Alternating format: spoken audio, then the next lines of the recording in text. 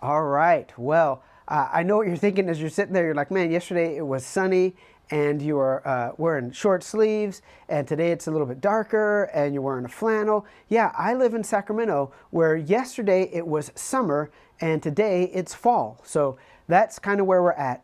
Also, where we're at is I think we're closer to getting some election results and closer to knowing what is going to happen with the presidential election. So I wanted to talk to all of my friends, my church.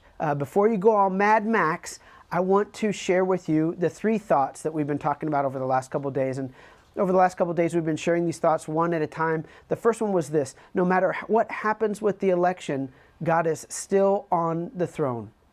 No matter what happens with the election, God is still on the throne. So we still have hope. God is still at work and his plans can't be thwarted no matter what happens with the election, no matter what way it goes, no matter what laws are passed or not passed or whatever it might be. And then also, God is still watching us. God is still watching over us. That's good news for us. God is still on the throne. And then yesterday we said this: we're still Christians. No matter what happens with the election, we're still Christians. We have an identity to demonstrate to the world around us. And it's not what our nationality is, or even our ethnicity, or even our political party. Some of those things may be beautiful things. But first and foremost, we are Christians. If you've given your life to Jesus Christ, you're a Christian. And we need to understand that we're still Christians no matter what happens. That we're not absolved of our responsibility just because things don't go the way we want them to go, whatever that way might be for you. The third thing that I wanted to share with you, the third truth I wanted to share with you that I think we should keep in the forefront of our minds as we watch and wait for this election to happen, as we wade through the results and all these kind of things, is this idea: we still have a mission. We still have a mission. No matter what happens in the election, no matter what happens to the election results, no matter what happens over the next month, as legal challenges happen and people start shooting things back and forth, hopefully just words, we still have a mission. God is still on the throne. We're still Christians, and so we still have a mission. And that means a couple things to us. Jesus, on the day that he would be taken up, his last time on the earth as in bodily form anyways, he looked at his disciples and he said, "Go and make disciples of all nations, baptizing them in the name of the Father, the Son, and the Holy Spirit, and teaching them everything I've commanded you." He says, go and make disciples. Disciples just means students of or learners of. See, we still have a mission. It doesn't matter who's in office. And it doesn't matter what party is in office. It doesn't matter what political system is over us. We still have a mission. It doesn't change. And I got to tell you something. Our mission is not to win a political office. Our mission is to win people. He says, go and make disciples of all the nations. Our mission is to win people. You notice he says teaching them. He doesn't say conquering them, subjugating them, showing them through our logic the error of their ways and forcing our will upon them kind of thing. We live in a democracy, and it's fine if the things that we vote for become law, and it's fine for us to voice our opinions and our votes. But he says teaching them. See, our mission is not to win a political office or to be the biggest political party, really. Our mission is to win people.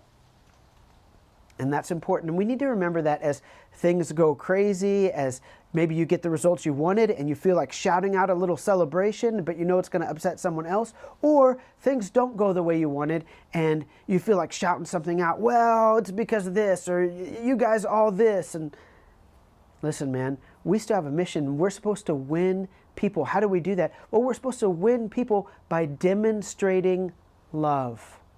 By demonstrating love. It's a crazy thing. At some point, someone asked Jesus, what's the greatest commandment? And he says, well, the greatest commandment is to love God with all your heart, soul, strength, and mind.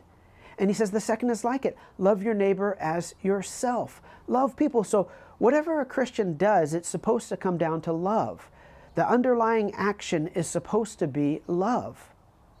That's important for us to remember, no matter what happens with the election, to keep in the forefront of our mind. We still have a mission, and part of that is to demonstrate love. In fact, later in the Bible, another writer says, The whole law can be summed up by this one command: love your neighbor as yourself. And that's because when we love people, we're loving God. One of the ways that we demonstrate love to God is by loving people, because He loves them. He has a heart for them, and we need to remember that. They might be people that disagree with us. They might be people that think differently than us. They might be people that voted differently than us. They might be people that live different lifestyles than us. God still loves them, and He says, I want you to also show my love. And then finally, because we still have a mission, our mission is to expand the kingdom, to grow the kingdom. I know sometimes we think it's like our mission to make America Christian. Our mission to make everybody think like we think. Well, kind of, but because of their decision, not because ours is forced on them. See, when you teach people what Christianity actually says, and you live out what Christianity actually says, and you love people in a way that exceeds everything that they expect and everything that they've experienced, you can win over people, and that grows the kingdom. They say, where does that come from? See, our job is not to win a political office. Our job is not to take over a country. Our job is to expand God's kingdom. And we don't do that by conquering. We do that by winning people with our love, by bringing them into our same thought. Not necessarily the way we vote politically. There are lots of different ways to look at things, but to understand there is a God and He loves us. He's come for us. He's died for us.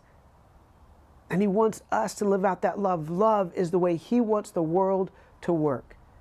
We have a mission to expand the kingdom. And you do that by loving people, by teaching people, by entering into respectful dialogue and saying, oh, you see it that way. Well, I see it this way because of these reasons. Not by forcing our will on someone, not by overpowering them with our mental or logical prowess, and not by numbers. God has prescribed a way for us to live. God has prescribed a way for us to expand the kingdom. And our part in that is to live out love. God is at work in everyone's life, not just yours, not just mine, but the world around us. He's at work in their lives as well. And He's asking us to supplement His work with the way that we live, the way that we treat people, ultimately the way that we love people. See, no matter what happens in the election, God is still on the throne. We are still Christians. No matter what, we're still supposed to be Christians anyways. We're supposed to demonstrate it in the way that we live. And we still have a mission. It's okay sometimes if things don't go our way, or things don't go the way that you want them, or things don't go the way you think would be best for Christianity. What would be best for Christianity is if everyone who calls themselves a Christian were to actually live like it. Whatever happens in the election, we still have a mission. Keep these thoughts forefront in your mind as things unfold, as things happen. God bless you, and thank you for joining me.